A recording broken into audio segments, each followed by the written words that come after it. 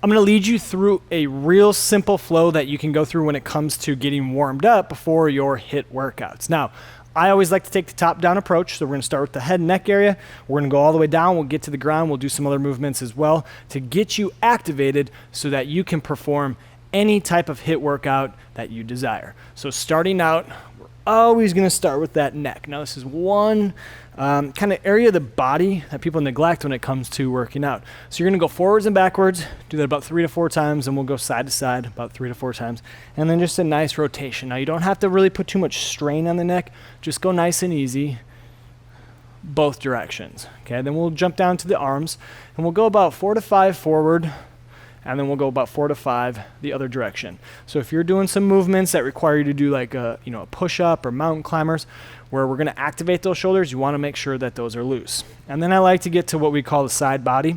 So you're going to get those obliques activated by rotating from side to side. Now this is a good movement for anyone who's sitting all day because it's going to help work that T-spine, and ideally you want to get a good range of motion as you lean. If you are a beginner, it might be a little bit harder to get a little bit farther. That's totally fine. Just work on it and try to reach a little bit farther each time, but about 4 to 5 each direction is perfectly fine. And then we're going to do the trunk circles. So we're going to work that trunk. You're going to go around 3 to 4 times one direction, and then we'll switch to that other direction. Good. So started with the neck, working our way down all the way now to the legs. Now, if you have to hold on to something, feel free. We're going to balance on one leg, stretching out that quad. Now stay balanced, nice and controlled. And you're going to hang out here. Okay? You only need to hold 5-10 seconds at most, and you might find that one side is going to be a little bit easier than the other side. Which is totally fine. Good. Keep holding and be done. So from there, spread those legs. We'll go straight down to the middle. And then we'll have you shift over to the left side and then the right side. And you can even go back to that left side, right side, and then we'll have you reach as far behind as you can. Good. Now before we get to the ground, I'm going to have you step forward, get a good stretch, kind of on that rear quad. You're going to lunge back, switch to the other leg, same thing, kind of lean down, good stretch on that quad, step back. Now, probably one of my all-time favorite moves is we're going to step, we're going to do what we call like a Spider-Man position, both hands down inside the foot, and then we're going to add the twist. So this twist is very key, guys, because you want to be able to follow your hand as you reach. Now, like I said, if you're a beginner in certain points, you might only get this far. That's totally fine. We want to work on that. It's going to help with your mobility, your range of motion, can help prevent injuries. We'll switch into that plank position, go that other way, and it's just going to help you move and feel better. So once again, another twist. Good. And then I'm going to go both hands down again, and we'll do it one more time. Follow that hand with your eyes. Okay, so staying on the ground. If you need a mat, I highly recommend you get a mat or a blanket, depending on where you are. You're going to turn your wrists towards your quads or your knees. And what this is going to do is you have extensors and flexors in your forearm. A lot of times if you're typing or if you're on the computer often, or you have a job where you're using your wrists, it can get very tight on both sides. So we'll go here and then we'll flip to the other side. And when it gets tight, it could cause you to have, cause your fingers to hurt, onset of the carpal tunnel, or other different issues. So you always want, even if you have like a massage therapist or something, you always want to kind of roll and massage the forearm. It's going to be good for you long term.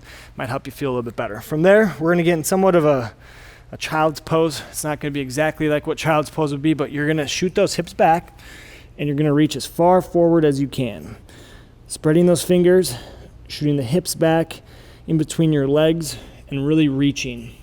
And stay where you're at. If you need to look here, you're really pulling from your lat. So when you reach, you should feel this whole area on your back engage when you reach. From there, we're going to take our arm and go underneath and get a good twist rotation. Same thing, you should feel your back. You can hold that for a good 5-10 seconds if you want. We'll do the same thing with the other arm. Good. And then we're going to get back to all fours. Now, another yoga move. It's what we would call cat-cow. So with cat-cow, you want to make sure that your knees are underneath your hips, shoulders directly above those wrists, spread those fingertips. What you're going to want to do is you're going to want to get your neck up, and we want to look up, and you want to really press that T-spine down. Good. And this would be what they would call cow, I guess. And then we'll get into that cat. So you want to round that neck down, and you want to lift up that T-spine. Now, I'm not a yogi per se, so I don't know if my terminology is the best with that, but you really want to work on that T-spine. So if you look at my back, notice how that's being engaged as I lift up and press down. This is something you should do every day. Great move. From there, you do that about 3 or 4 times. From there, we're going to open those hips. So I really like this movement as well. It's called the fire hydrant. So you're going to lift the leg up. Think about making circles with the knee. Now, you really only need to go 5 one direction, and then we're going to go the other direction. So we'll go 5 the other direction. Pretend I just did 5. And then we're going to go the other leg. Same thing. 5 one direction with that knee, and then 5 the other direction. Now, here's what I'm going to tell you with this. A lot of times, one side might be easier than the other side. Totally cool with that. But you really want to make sure that your hips are activated throughout the day. As you start to get tighter hips, it's going to be harder for you to squat. It's going to be harder for you to pretty much do just about any lower body type movement, lunging, deadlift. So we want to make sure the hips are always nice and loose and activated. So these circles you can work on every single day as well to start making bigger circles both directions. Okay? From there, we're going to get into what we just call that downward dog position. So you're going to drive those heels into the ground, really pressing down with the heels. Now, for guys, it might be a little bit harder to do this, but you want to press down, and then my upper back, I want to kind of push down to my toes. So I'm here. Now, for someone who might struggle with this and their calves and hamstrings being tight, you can always bring them a little bit closer, or you can always bring them a little bit farther away. It's up to you.